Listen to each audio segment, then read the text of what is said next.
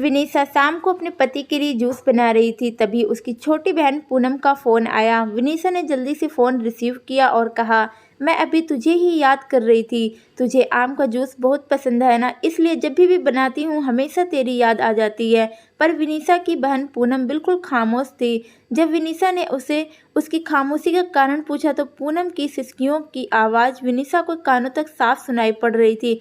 विनीसा बहुत घबरा गई और उसने पूनम से जोर देकर पूछा कि आखिर क्या हुआ है। तब पूनम ने डरते डरते बताना शुरू किया, अभी मेरे मोबाइल पर किसी अनजान व्यक्ति का फ़ोन आया था और वह मुझे कह रहा था कि वह मुझे जानता है और उसके पास मेरी कुछ फ़ोटोज़ हैं और अगर मैं उसकी बातें और शर्त नहीं मानी तो वह उन फ़ोटोज़ को इंटरनेट पर डाल देगा।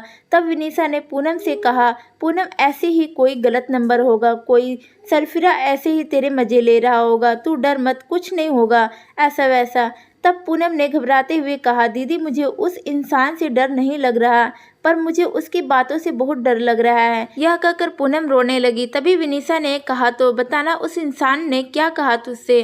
तब पूनम बोली, उसने मुझे कहा कि अगर वह मेरी फ़ोटोज़ इंटरनेट पर नहीं डाले तो मुझे उसकी सारी शर्तें और मांगें पूरी करनी होंगी। उसने कहा कि आज रात वह मेरे घर आएगा। और इतना कहते ही पूनम ज़ोर ज़ोर से रोने लगी और रोते रोते बोली, दीदी मुझे उसकी बातें सुनकर घिन आ रही है। ऐसा लग रहा है कि जैसे उसने मेरे साथ कुछ गलत कर दिया हो।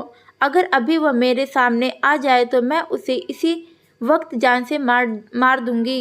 इतना कहकर पूनम चीखने लगी। तभी विनीसा ने पूनम से कहा, अरे पूनम तू संभाल अपने आप को और मुझे उस घिनौने इंसान का नंबर भेज और उसे अभी मज़ा चखाती हूँ। यह कहकर विनीसा ने फ़ोन काट दिया।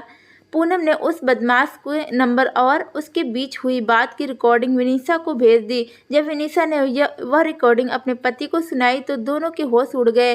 विनीसा और पूनम दो बहनें हैं। उसकी मम्मी अभी 3 साल पहले ही देहांत हो चुका था और विनीसा की शादी अभी 1 साल पहले ही हुई थी। घर में बस अब उसके पापा और पूनम ही हैं। अब मोबाइल पर ऐसी धमकी भरी अश्लील बातें कोई भी बेटी अपने पिता को आसानी से नहीं बता सकती, इसलिए पूनम ने सारी बातें अपनी दीदी को यानी कि विनीसा को बताई। उसी दिन ही विनीसा और उसके पति पुलिस स्टेशन जाकर उस इंसान के खिलाफ पुलिस कंप्लेंट करवाए। बाद में जब पुलिस ने छानबीन की तो पता लग रहा कि वह लड़का पूनम के मोहल्ले का ही निकला जो मानसिक गंदगी से पीड़ित था। उसकी सोच और उसके विचार एक लड़की के प्रति घिनौनी नज़र रखते हैं। उसे पता था कि पूनम की मम्मी का देहांत हो चुका है और वह दिन भर घर पर अकेली रहती है और वह उसका फ़ायदा उठा सकता है।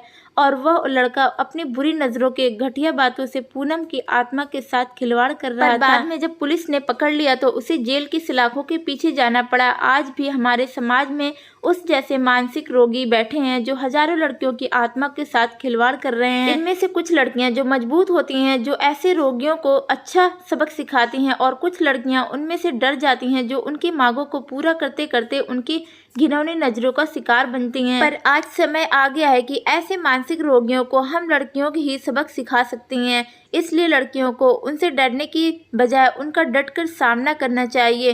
तो दोस्तों आज की कहानी आप सबको कैसी लगी कमेंट करके ज़रूर बताएं।